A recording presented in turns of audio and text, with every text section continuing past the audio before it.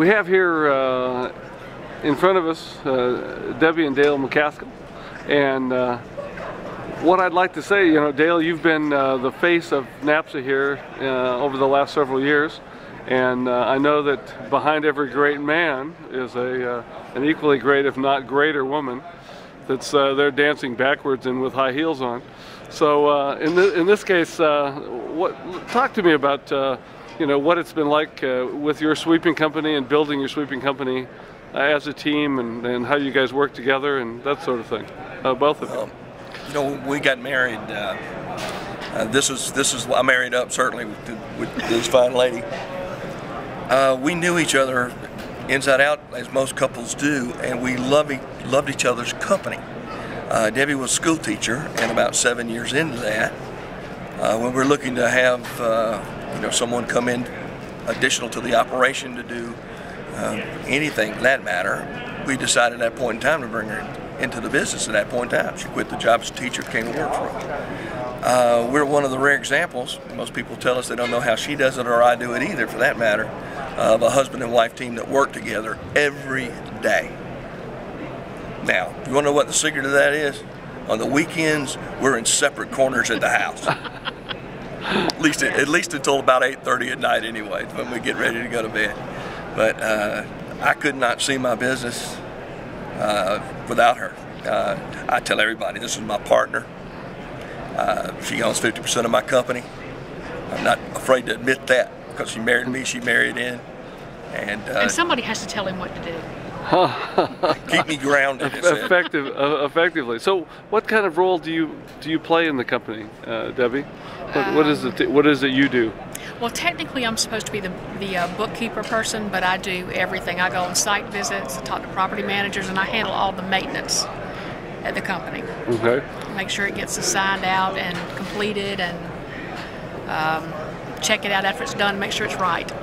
What do you think is the toughest challenge dealing with a husband and wife kind of situation? I mean, you could say on the one hand that you're the bookkeeper, but on the other hand, everybody knows that you're the boss. So, and you're trying to make decisions. He's making decisions.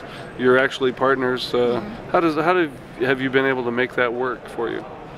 Well, it has its moments when, you know, everybody's screaming, we need this, we need that, and I'm like, no, we are not spending any money. So I make him be the bad guy that would tell him, no, we can't do it right now. Now, there's a separation of powers as far as that part goes. Yeah, I make him be the bad guy and I'm the good guy. Well, and you really and truly, that's worked very well, because it does allow us to do that.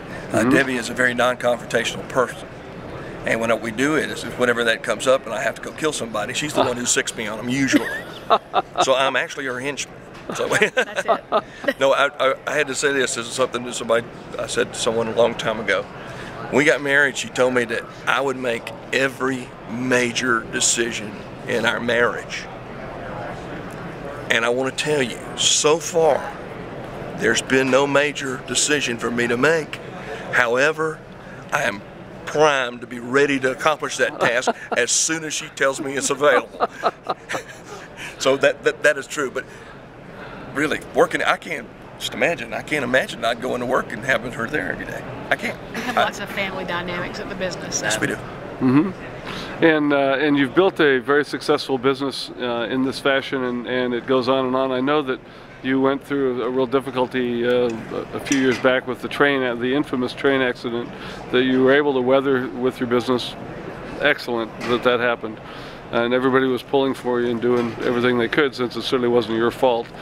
Have there been other crises like that you had to you know, encounter and get through? And you know, I know that at the same time you're building your business, you've been president of NAPSA, and so how do you juggle all of that?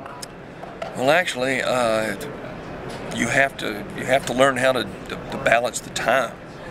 Crisis we've run into. We've had them this year. We've had them this year. But we have excellent people that work for us, and everybody, whenever you tell them it's crisis mode, everybody jumps on the bandwagon, and we're good to go. And that's true. And it's a team effort. We have a bunch of good players out there. And whenever it happens, we just call the war room in session. Say, okay, guys, here's what we got to do, and here's how it's going to happen. and everybody goes in their direction and performs that task force. And what has allowed us to do, my attorney taught me this.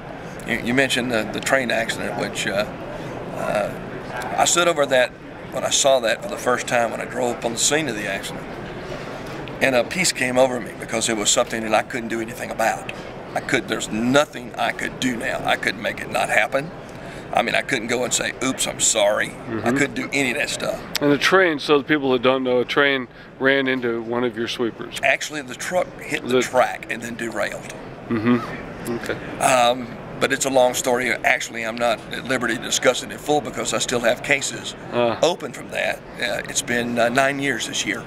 But as soon as I am able to discuss it in total, I promised a seminar here with pictures so we can go through it and everybody can see. And all I can say is this is a perfect example of why you need lots of insurance. Yep. Don't go out there underinsured because we'd have had if we hadn't done that. But the words of my attorney, get back to what he told me that day. He said, Dale, there's nothing you can do about this. He said, what you need to do is go to work. And I took those words to heart, and that's exactly what we did. And he said, don't worry until I tell you you have to. Exactly right. Don't worry until I tell you. And so far, I've followed his advice. He's been right not one time, but every time. It's just the right thing to do. So, yes, you can't control it. Man, don't worry about it. And if something you can control, then you take charge over it. That's what you do with it. You don't let it take you over, you take it over. And that's basically what we've done at our place. So it's worked for us. We've been, we're like everybody else right now. We're facing the same financial crisis that everyone is in our industry is facing at the moment. But, we are very much have a surety that, hey, we'll make this. We've been planning for it. So we look back on some of these other events and go, you want me to worry about this? Let me tell you back then what I had to worry about. This is a piece of cake. It just means you have to work harder here. That's easy. Well, and you'll have more time on your hands now that you're not NAPSA's president, but you are, on the other hand, what's your new position with NAPSA? Well, actually, we've created the executive board, which includes the past president. So I explained this to someone by saying it's like I came up for parole and it was not granted. And I found out I still got 2 years of my term left. But it actually makes sense. It's I think it's either a 1 year term or a 2 year term, and I think it's 1 year now that I think about it. But it's just sort of a transition where you just got that guy up there who's already been through all this stuff. You don't necessarily have to reinvent the wheel. It's almost like being the consultant. But the neat thing about it, and what I like about it, and our new plan we've got for NAPSA and the stuff we're doing, is actually when I roll out. It'll be time for new blood, new people, new things. And that is so important to what we got going in the industry. I mean, we're now going to take associate members, which we've never done before, in 1 and 2 year terms, which would include manufacturers, suppliers, anybody that deals with anything to do in the sweeping business. It's just like it's a new day. We're very excited about it. We really are. Our move and hiring of our new executive director and employment guy, girl, Christy, over here at the booth now, it's just been fabulous. And I mean, you'll start to notice things inside of NAPSA that we've never done before or had before. I come in at the other morning at the contractors breakfast that we had, certified contractors breakfast we had. I walked in and on our table was a place card that had the sponsor's name on it, and the fact that they were a gold partner and they were at this gathering. And I thought to myself, I remember the first time I ever had a place card at a meal and how special I felt with it. Every one of the guys that sat down at that table, the first comment they made was, boy, that's nice. It's just one of those little things that, we're a bunch of guys, we don't have any much training in any of that kind of stuff. These guys, they understand this. And so you'll notice the material will get better. I just think our website, I can't wait till that comes up. It'll be online by May. And I can't wait till it comes out. I'm very excited.